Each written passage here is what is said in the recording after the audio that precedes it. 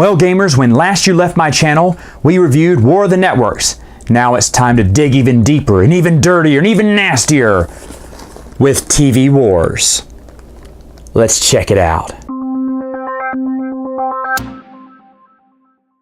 So looking at the board, you'll see this is a lot similar to War of the Networks, where it's kind of got this Monopoly style board where you're going around, landing on certain squares, you're rolling the dice, and nothing special happens on doubles though, and you're moving around the square and following whatever the rules of each square is. You may be buying shows, stars, getting Emmys, looking at reviews or critics' choices or viewers or whatnot.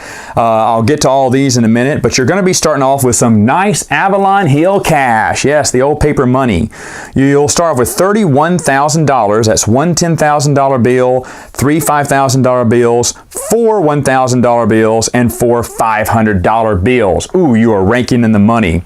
And money goes quick. In fact, the only ways to get more money in the game, once you make a turn all the way around, you're going to get, when you pass on the air, you will get $3,000. And by the way, these pawns are they're not the pawns that come in the game. These are the pawns that come in the game. They're very generic looking. I got these from another game called something Baron. I can't think of the name right now. But they're satellite dishes, and they are so cool. And since this is TV Wars, I think having satellite dishes as pawns is so cool. I got these for like 99 cents, and I just love them. I think they just make the game pop. But anyway, that's why you see different pawns. You'd be using the regular pawns in the game, which are nice, standard, and boring, and they serve their purpose. But this looks very more thematic here. So again, this is basically go. You pass it and you get $3,000. Another way to get money is to land on sponsors. It'll give you $500 for every 30 minutes of programming that you own in your pool. So there's a bunch of chips here, and for every 30 minutes of programming you have, let's say this is, what is this? This is an hour, this is 2 hours, this is 30 minutes.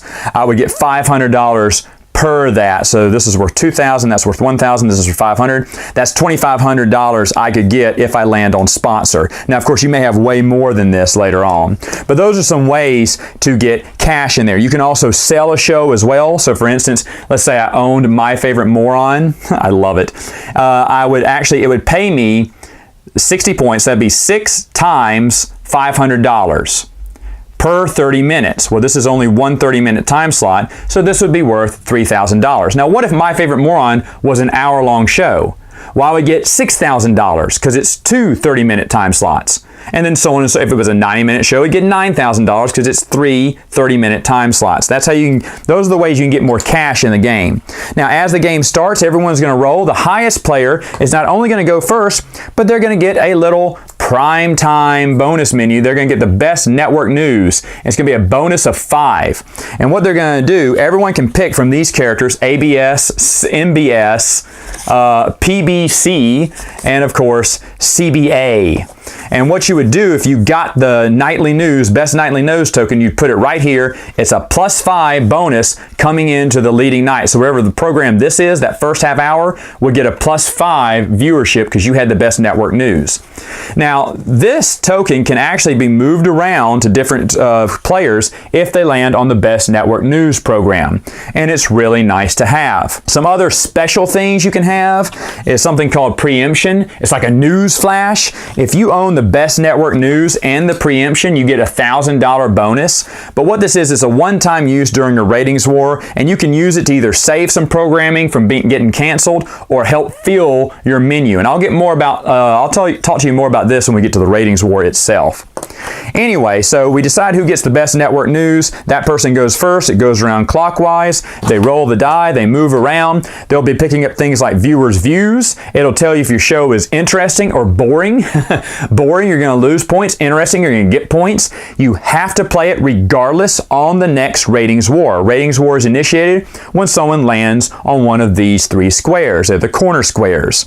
They're also designated into certain times of the year, like this is the November sweeps, February sweeps, and May sweeps. I'll get to the meaning of that in just a moment. Other things you can get, though, is Critics' Choice. This is something else. It can say it's good. Hey, you get 32 points on that show. Or it could say it's bad. You get minus 22 or 18. So they can be good or bad. Now, the game states that if you ever run out of these and you need more during the game before all the players have been eliminated, then the game is over and you'll advance to the end of the game. However, that has never never happened in any of the games we played because, as you see, there's only 2 viewers' choice and 2 critics' choice, and the odds of you running through both of them are very low. At least it hasn't happened in our game. Now, just like in War of the Networks, whenever you land on a television production company or a talent agency to buy a star, you can choose to decline. Like, I don't want to do that. I don't want to buy a star or put a TV show up for a bid. But if you did, you would pick one. You'd pick a time slot and a genre. You have green is comedies, blue is dramas, red is actions, and let's see, yellows are just other. Could be movies, could be specials. This is Monday Night Rugby instead of football. That's really funny.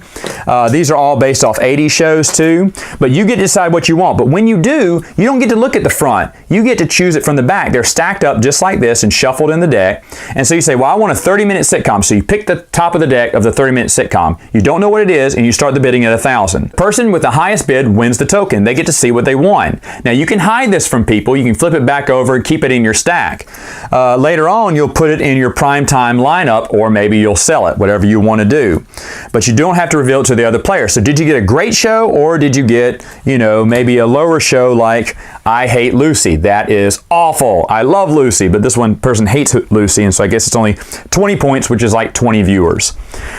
Anyway, so as you're going around, you're bidding for TV shows, you're bidding for stars. Stars, of course, can add things to your bonus sheet. As you see, you have a bonus track here. That's where you have to put, good or bad reviews or viewerships down there and add them to those time slots, or maybe add a star over to that show and make it better. So there's a line for all your bonuses for each. You only get 1 bonus for each half hour. Here's one.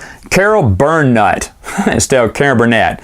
She's a +10 on which program she wants.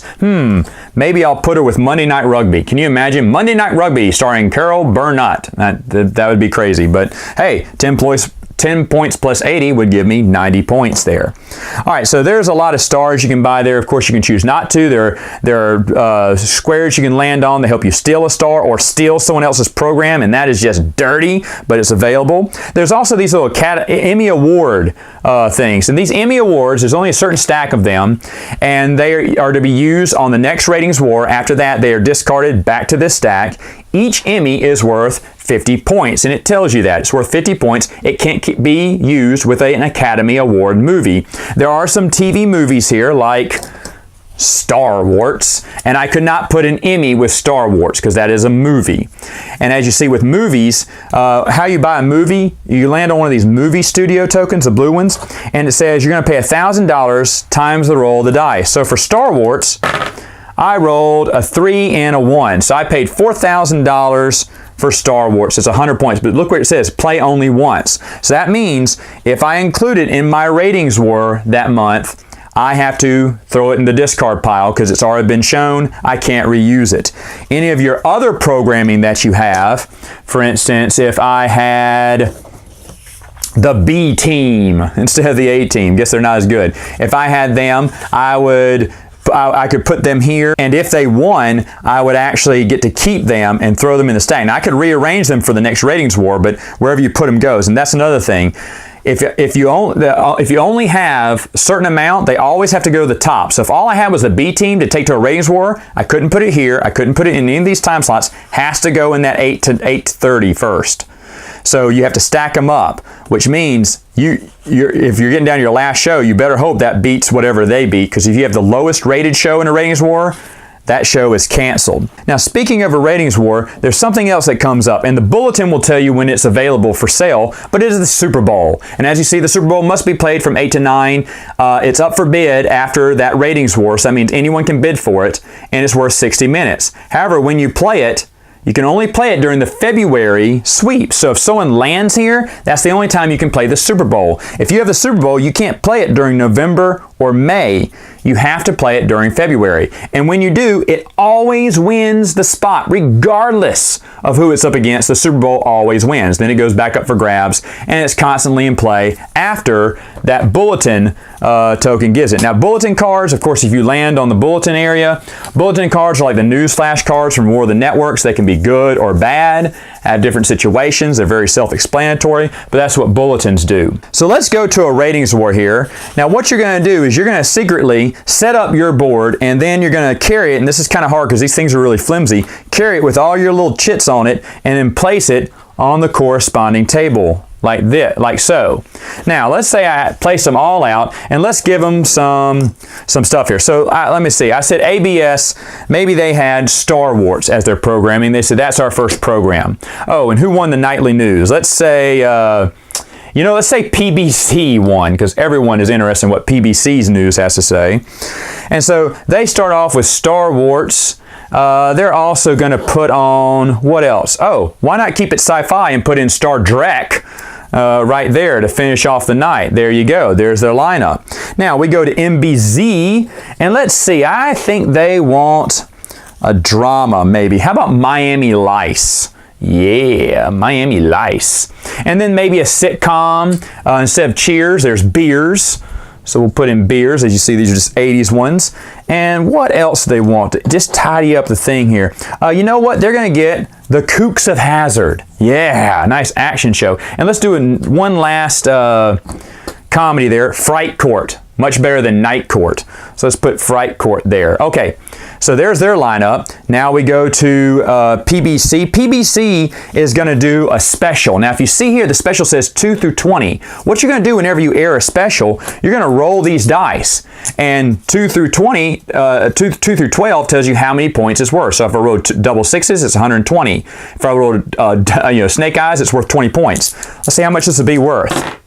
It'd be worth 10 points. Oh, that's 100 viewers. And you do this after you place it on the board. Like, you don't know how it's going to be until you start the ratings war. So they did it that way. And then they ended up with a drama called Dynasty. Ooh, yeah.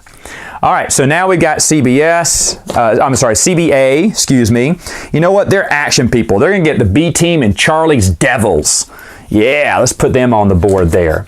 And what else do we want? Well, you know what? Let's use our two little sitcoms here, My Favorite Moron and I Hate Lucy. And that's how they're going to end the night.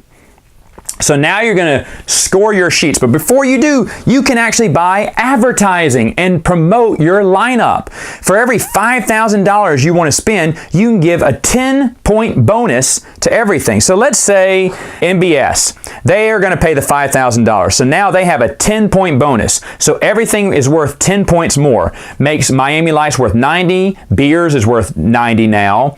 Wow, Kooks of Hazzard is worth 90. And Fright Court is now worth 60. So now we've got a bonus 10 on that one. Now also, remember, PBC has the best network news. They're going to get a +5 for just the first half hour of programming, not the rest of it. And this is worth 100 points right now. So it's 100 viewers going on. So anyway, as we're doing this, we got to look over if someone has two of the same color, meaning the same genre playing in the same spot, then each show is going to get a -10 to their viewership.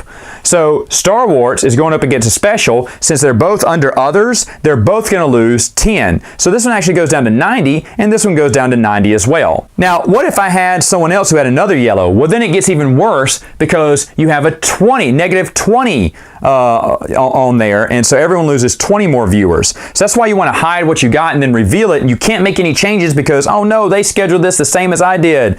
Eek! What do we do?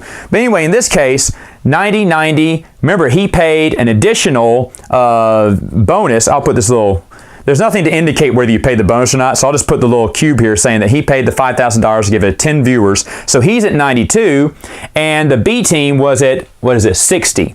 So out of all the first half hour, the loser was CBA. So guess what would happen? This gets canceled and thrown into the trash. Now we go to the next night, or next half hour. Now, if you notice, that kind of seems unfair for CBA, but hey, their show got canceled. Oh well. So the next night, they've still got 90 here from 8:30 to 9. They've got 90, they've got 90. Three-way tie, nothing happens here.